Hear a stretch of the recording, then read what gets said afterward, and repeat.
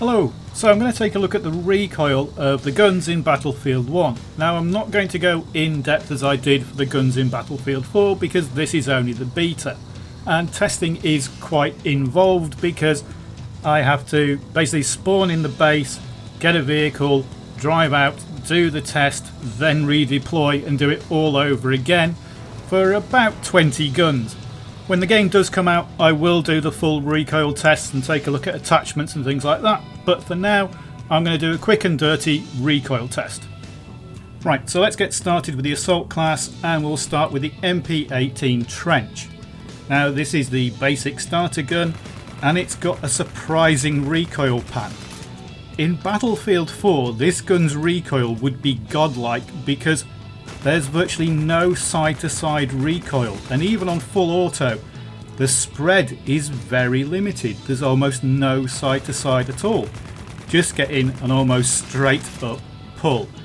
And at this range, which is the effective range of an SMG, as you can see, it's no wider than a player's body, so it's really good. Let's take a look at the Automatico M1918 Trench. According to the game, this gun isn't as accurate as the MP18. Now as you can see, there's a bit of side-to-side deviation on its recoil pattern, but it's still really good. For an SMG at this range, you're not getting very much unpredictability. It does drift left and right occasionally, but not by an awful lot, and nothing compared to a lot of guns that you would have seen in Battlefield 4, which would be disappearing off to the right hand side or the left hand side. So both of these SMGs have really good recoil patterns, and that's a bit surprising. I was expecting something more similar to Battlefield 4. The M1911 is surprisingly good. In fact, it's pretty much the same as the M1911 in Battlefield 4. I think you get a really tight grouping. The thing to remember is that if you empty it and reload, you don't get 8 shots again, you only get 7. So you do have to reload twice if you want the full 8 shots. And the reloads in Battlefield 1 are a bit dodgy, but we'll get onto that in a moment when an example pops up. But the M1911 is a really good pistol. Next up we get on to the CEI Rigotti factory. So here we're on the medic class guns, the semi-autos, and this is when we start seeing a lot more deviation in the shots. The semi-autos are nowhere near as friendly as the full autos, it would seem, and we'll see that again when we have a look at the full auto medic weapon. So this gun I'm firing as fast as I can in semi-auto, aim down sights, and as you can see it does spread around quite a lot. There's not really a distinct pattern, there's more of a Battlefield 4 bloom pattern. The Mandragon Marksman is slightly better, but again you'll see when we're shooting up the wall it does leap from left to right, and that is what we would have got in Battlefield 4 with a DMR if we were shooting at the wall. In Battlefield 4 the guns would bloom out in a typical V shape, so it would start narrow and then widen up as it went up the recoil path. But with these medic weapons you really do have to control your fire. Now if we move on to the M1907 SL factory, I'm using this so we could compare it to the automatic version, and there's a surprising result coming up. So you'll notice that when we're shooting this you get to a point where the actual vertical recoil stops and you're just shooting at the same point. With this gun it's pretty obvious because it's the top of the wall. And when we move up close, there you see what is really a Battlefield 4 recoil pattern. It V's out and it's pretty predictable. The automatic version shows this even more, but you'll notice that it actually has a better recoil pattern than the semi-automatic version fired as fast as you can. This automatic version has less vertical recoil than the semi-automatic version.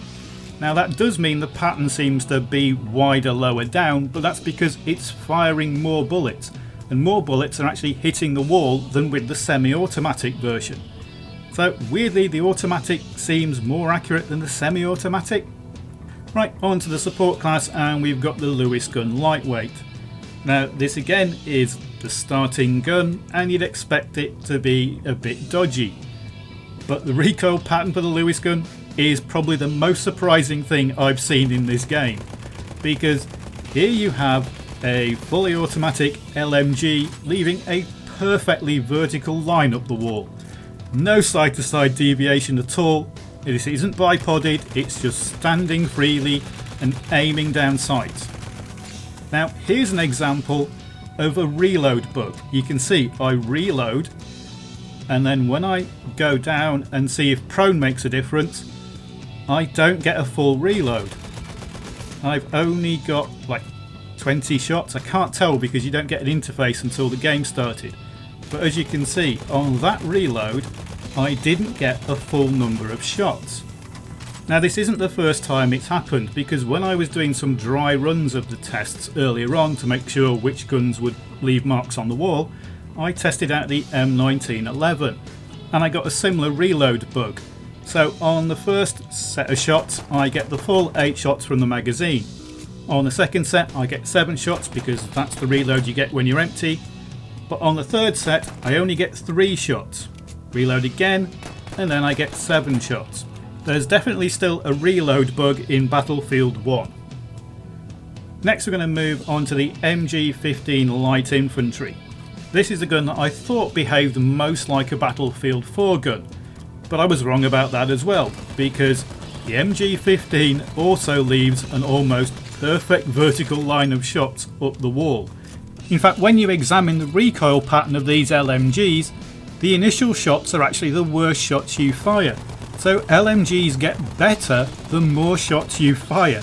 So they penalise you for burst firing and trying to be accurate.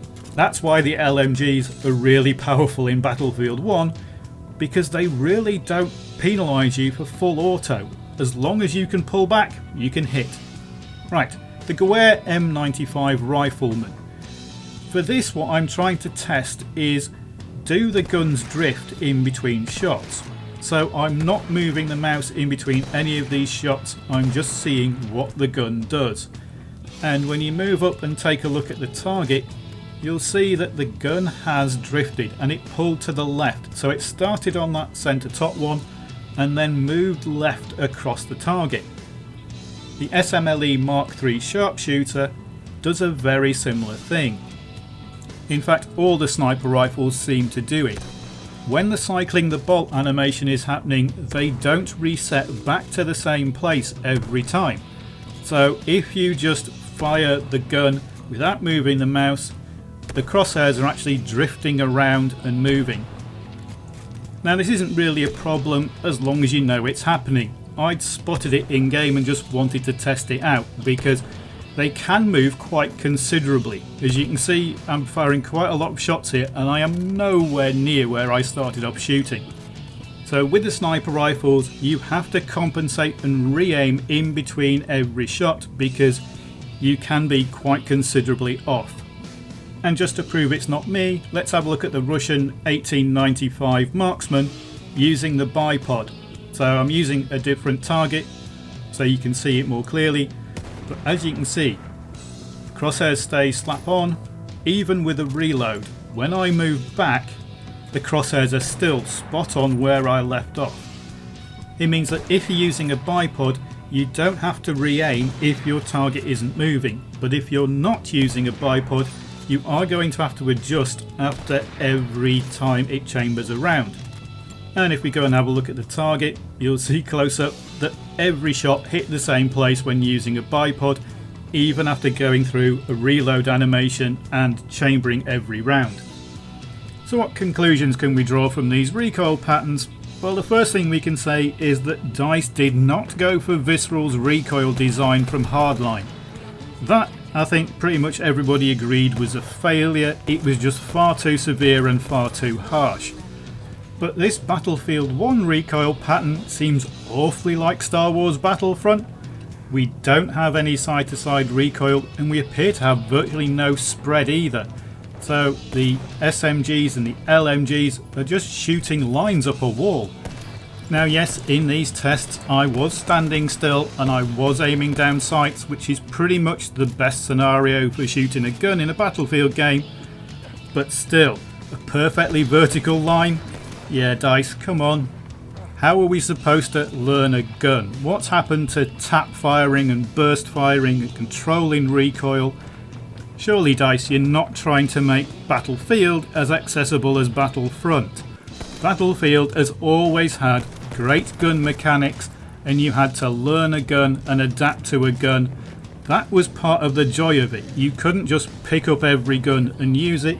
You had to learn how it handled and what its characteristics are. But from these tests and what I've seen from playing the beta, the guns are kind of in an easy mode. The recoil patterns are pretty much vertical on the automatics. Okay, the medic guns, you've got to control your rate of fire, but they've got a really good bullet velocity and very little drop. And the sniper rifles have almost no drop and amazing bullet velocity. Pretty much every class of gun is easier to use than it is in Battlefield 4. But here's the thing, are they as good as they were in Battlefield 4? Honestly, I don't think so. Sniping was always an achievement for me in Battlefield. When I got a headshot, that was really good.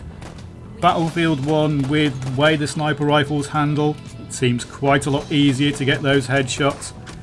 When you're using the SMGs and the LMGs, you don't seem to need to be able to control your fire at all.